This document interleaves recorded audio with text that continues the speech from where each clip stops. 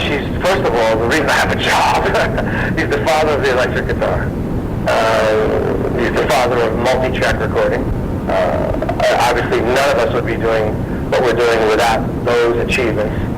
And to me, he's just a dear, dear friend, like, more than that. I mean, every time that we're together, and we're together pretty often, it's always for hours, and it's always these amazing concerts. Last night I sat with him for 2 hours up in his room. He called me up, and we were like half the night. And, it's just like that with him and I. So he's a lot of things to me. Thinking about tonight and the performance, it's going to be like all these Man, it's kind of cool because it's like everybody kind of thinks, I think, that all these guys, and we always see each other.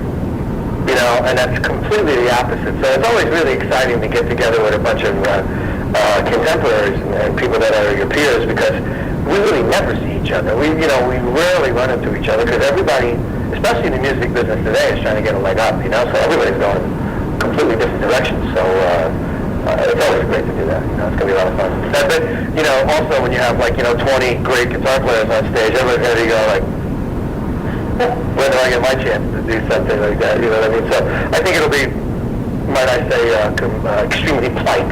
Everybody will be giving everyone their due. But I imagine it's all about Les tonight. I mean, who cares about it? This is about him. Let's shift to the Rock Hall. The Rock Hall, which is obviously the honor of representing people who play this music every day. We also want to educate the masses about music as a whole and an art form. We can talk about viewing rock and roll as art. Well, obviously, I mean, music is a form of art. I always looked at it as sound painting, emotional painting. Just like a painter paints within his art, what we paint with music. So it truly is art. And then what happens is that I have the privilege of becoming the soundtrack to people's lives. Just as some of the guys on the stage and some of my heroes and some of the bands that I listened to growing up, and the Beatles and Bob Dylan, and Rolling Stones and Led Zeppelin, and I mean, countless bands. I was a music head, still am.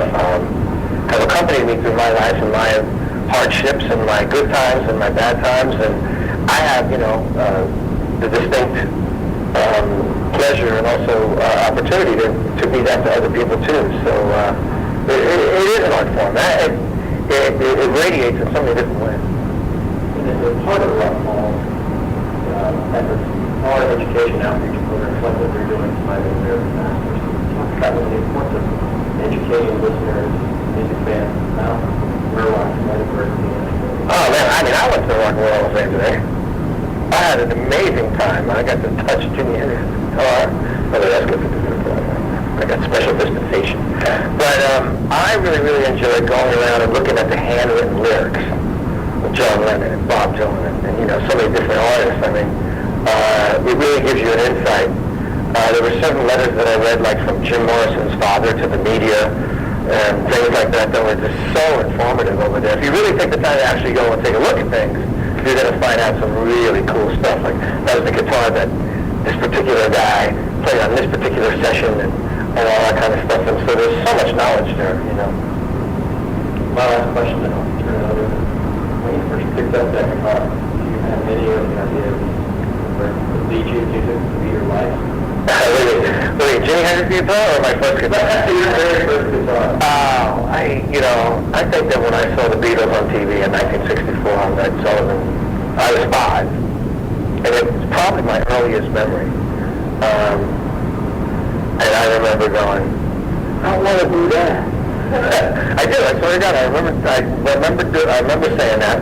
And then I remember when Elvis bought his mother a car. I was a little kid, and I went to my mom. I said, "That's what I'm going to do for you, Mom. I'm going to buy you a Cadillac."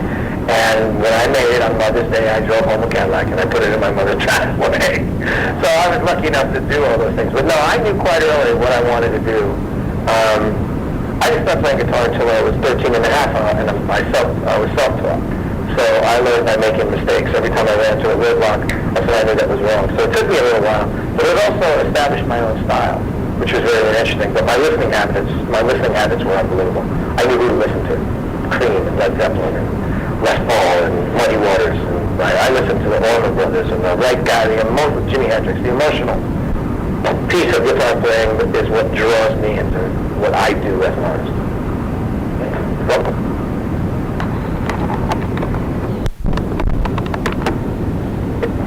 Okay, Richie, give me a your guitar collection. How many do you have there? Oh, depending on the day, learn and show each other things and continue to evolve. And I think that's part of the success of what Bon Jovi is, because it's quite astounding. I mean, after a band that's together, same guys, 26, 27, going on 27 years now. Were you able to decide the song you were going to play today? Oh, yeah, they asked me what I wanted to do, and I had written a song a few years back. I started to write a song called Great Hall of Fame, and the Great Hall of Fame is about all the musicians that didn't make it, and about how their dreams, they perpetuated their gigs in bars, but in their mind, they were taking bows in the Great Hall of Fame. And I thought it was appropriate because of the Hall of Fame and everything that was going on here, you know what I mean? And it's quite a country song. It's not a rock and roll song. You'll see tonight when I play it. But Les asked me if I would put it on this record. And so I finished it. And I did, and so I figured it would be appropriate to play this evening. And I'm also going to do one of their ones. Got to give the fans something they know, All right, thanks. Welcome. This last set of questions is for RollingStone.com. Good. My question won't be on the camera, so if you can try to incorporate my question into your answer. You got it. Can I just quickly before we start? Take a little Yeah. mind maker. Thank you. I wanted tonight. Okay. You'll be singing that as well. I'll be singing it. People don't know I can sing it. I think it'd be good. Unbelievable. Tell us about your first Les Paul. My first Les Paul, I'll never forget it. First of all, I had a fake one. I had a Univox Les Paul because I couldn't afford a real one.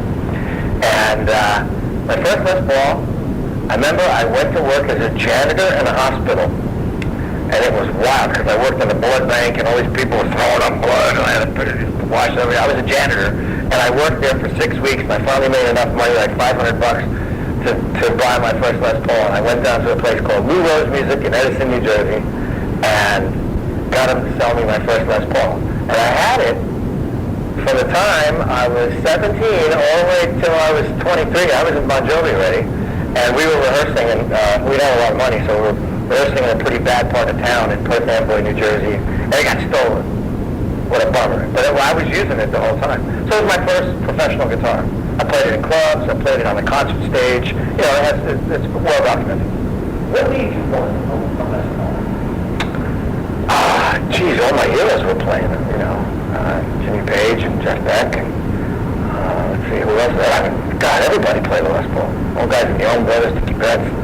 I just thought it was the most powerful guitar, and it's just sexy, man. I think it's got the most output. I think when you plug it into a good amplifier, you're going to get more output than you get from, say, a Stratocaster or something like that. I'm not down on that either, because that has its own character, and I play a lot of Strats too. But I must say, I pick up my '59 Les Paul. It's pretty special. Is there one of your songs that you think has the most Les Paul presence on it?